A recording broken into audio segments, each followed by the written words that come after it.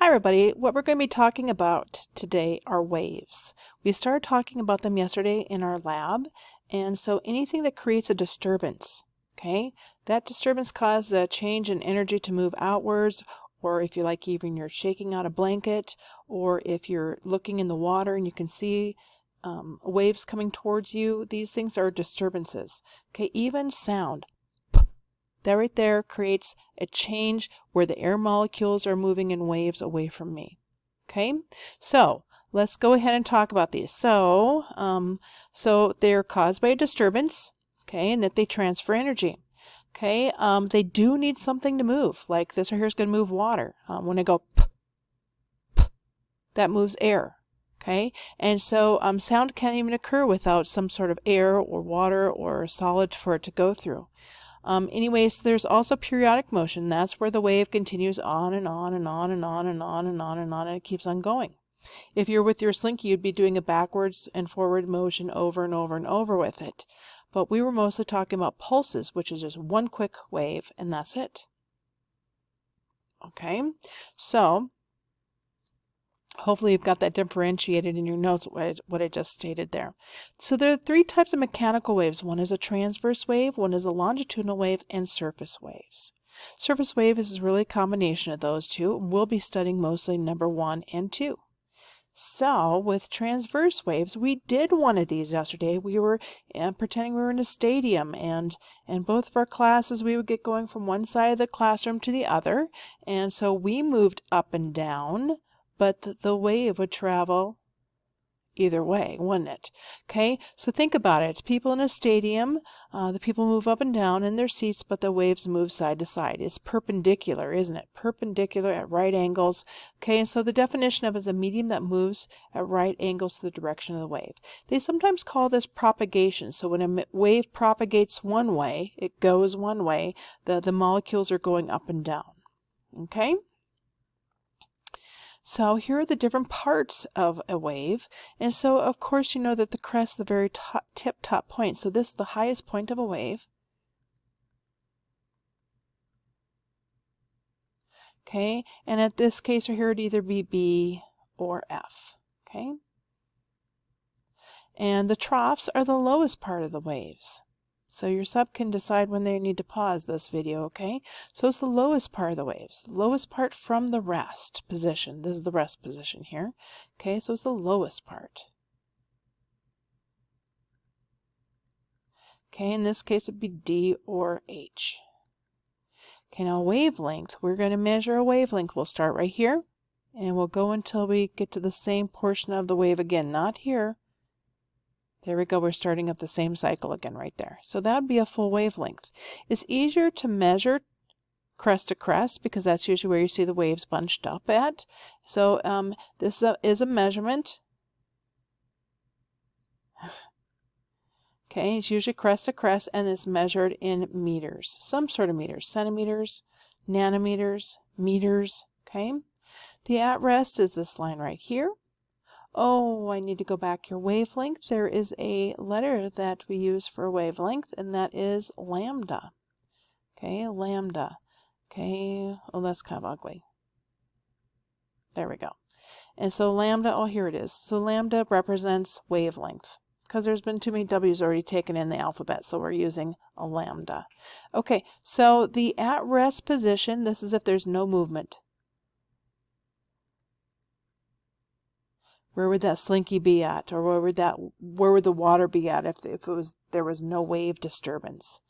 Okay, amplitude.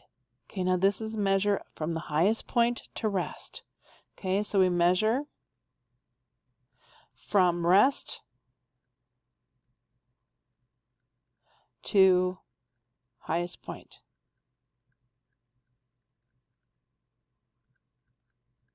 Technically, it could also be from rest to the trough, okay, because that's the same distance right here as it is right here. It's not from all the way from F all the way down to H. It's not from that. That'd be two amplitudes. Now period is kind of different too because it's the same exact spot. So, but it's measured in time. So it's the time that it takes from the wave to go from here to here. So it's the time of one wavelength.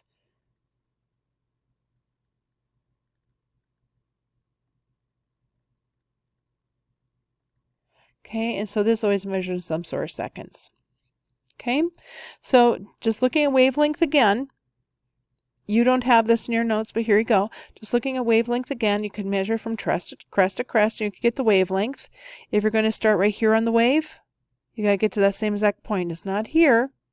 You got to keep on going through the whole wave. There we go. Okay, and or else trough to trough. And so that's how you can measure the wavelength. Okay, longitudinal waves. Now remember there's 3 types of waves. Okay, longitudinal, and then we'll go through surface. Okay, here we go.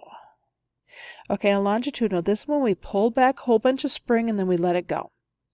Okay, and so it goes in the same exact direction. So as you release this, it's going to keep on going in the same exact direction. So it says velocity of the propagation, so it's all going in this direction, okay, and it'll travel all the way down. We know that. We saw that yesterday. What are these points where they are completely pushed together like that? That's called a compression. That makes sense. It's squished together, right? So this is the highest density.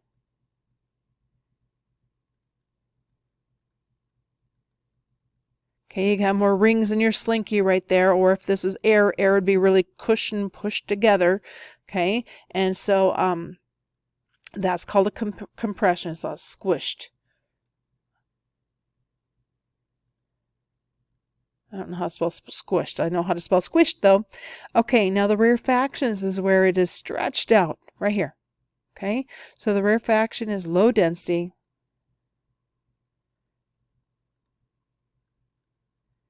Okay, and you could actually measure your wavelength from this. You could either measure it from the compression to compression, okay, and then you could find your wavelength right there. Or you could do it from rarefaction to rarefaction, just like you would do crest to crest or trough to trough on the other one. Okay, so this is the distance for one complete cycle, just like it was before. Okay. Okay, surface waves, that's a combination of both the transverse and longitudinal waves. It usually occurs between 2 different medias like air and water, or it could be between, when the sand, when you start getting up higher towards the beach, then the crest, the waves start tipping over. Even those spots between the sand and the water, that's where the surface wave is. This is more used in geology type situations or earth science than it is more than the physics portion of this section we're doing. Okay, so far transverse waves, longitudinal waves, and surface waves. Okay, now there is a combination, or I should say there is a relationship between these.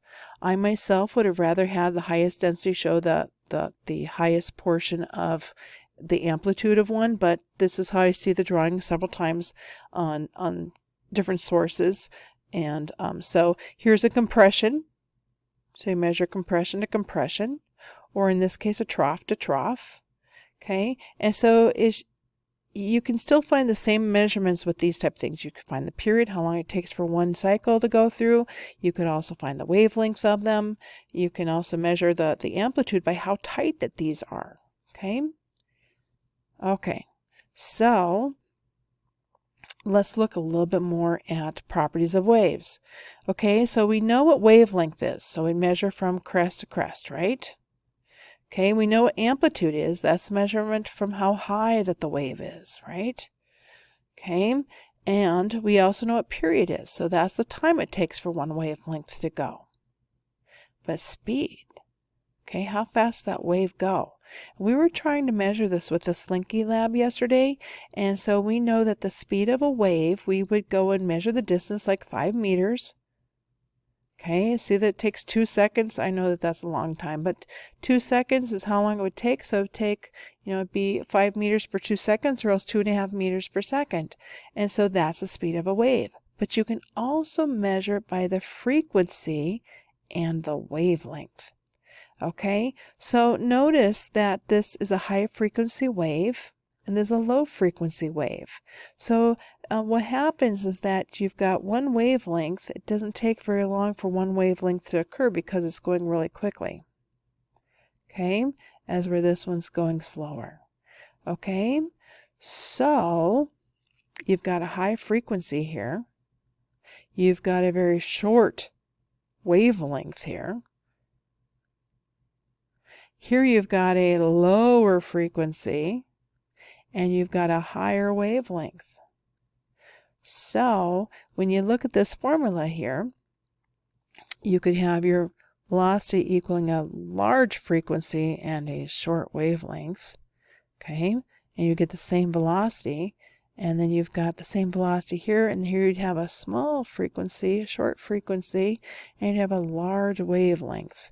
If that's the case, you're going to get the same exact speed, and I'll tell you the reason why that this is. It depends on your medium. Speed depends on the medium.